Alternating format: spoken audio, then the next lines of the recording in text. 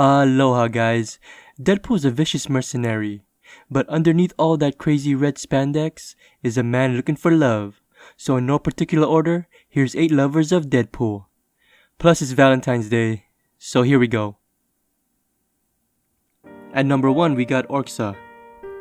Deadpool had a space adventure where he fought another mercenary named Macho Gomez.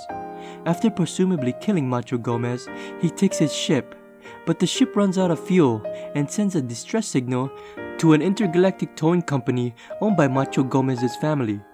Deadpool ends up meeting Macho Gomez's now widowed wife, thanks to Deadpool, and she is angry. Deadpool calms her down with a kiss and she falls in love with Deadpool, so they get married on the spot. At the same time, Ob, an employee of Orxa, tried to kill Deadpool because he was in love with Orxa. Long story short, since Deadpool is married to Orxa, he helps run the intergalactic towing company. But soon quits, and they divorce, and Orxa ends up marrying Ob. Yup, a space love triangle. At number 2, we got Black Widow, Elena Bulova. After fighting her, and very impressed that she was able to hold her own against him, Deadpool fell head over heels for her. At first she was like many other characters, was annoyed by his presence. But as time passed, the two would flirt with each other, and she would even laugh at Deadpool's one-liners. Anyways, Deadpool learns that Yelena was actually Natasha Romanoff in disguise, who was trying to take down Norman Osborn. After that, the two part ways. In the future, she punches Deadpool in the face when they meet again. At number 3, we got Outlaw. A cowgirl with superhuman strength, she first met Deadpool in the gym. They flirted occasionally, but that was it, for the time being.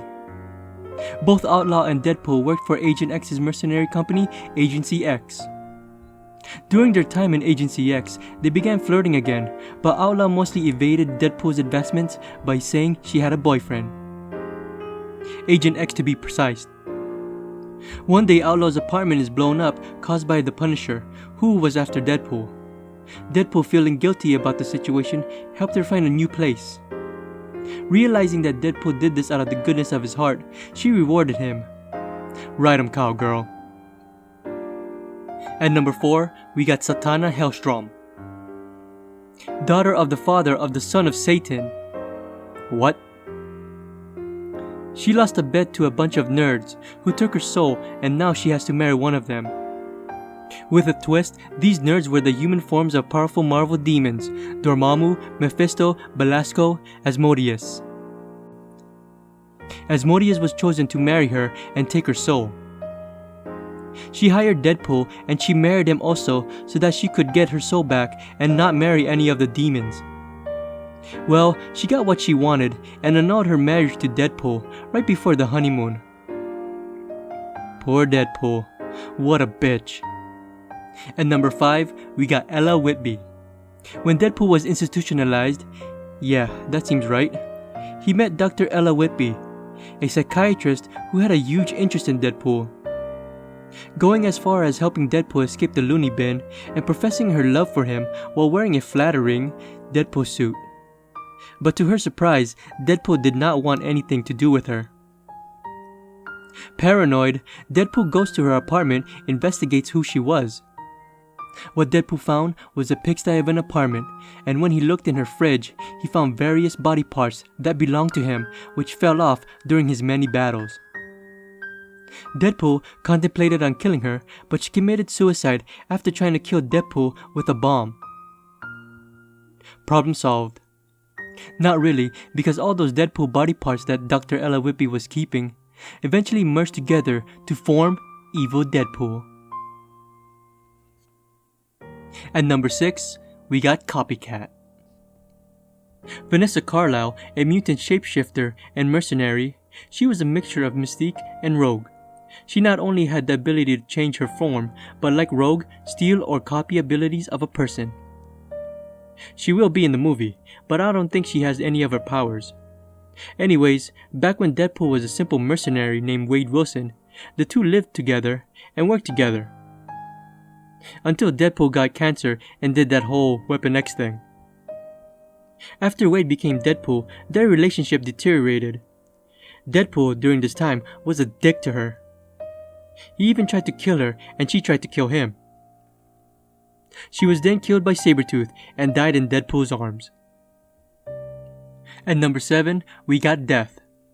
While being tortured in Weapon X to the point of almost dying, Wade Wilson would oftentimes see the embodiment of death watching him. Over time, Wade Wilson fell in love with Death. Each time Wade would get tortured, he longed for her, actually wishing to die so that they could be together forever. But his healing factor was in the way.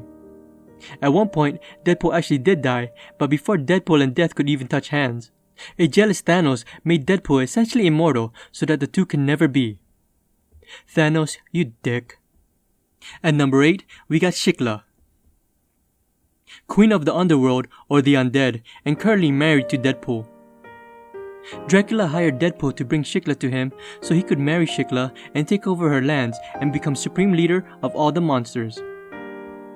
But she was imprisoned in a coffin and Deadpool had a difficult time completing the task. Deadpool had to fight off other monsters and a minotaur that shattered the coffin and wakened Shiklah. Shiklah was grateful to Deadpool. The two then had a European road trip and they grew close. Dracula was pissed. Dracula sent his most powerful monsters after the two. But with the help of the Thunderbolts, Deadpool defeated Dracula and got the girl. Deadpool and Shiklah returned to New York and got married, with Nightcrawler officiating the wedding, and they lived happily ever after. Man, throughout his comic book run, Deadpool was a pimp. If you know any more love interests that Deadpool had, leave a comment below. Subscribe to my channel, and until next time, aloha.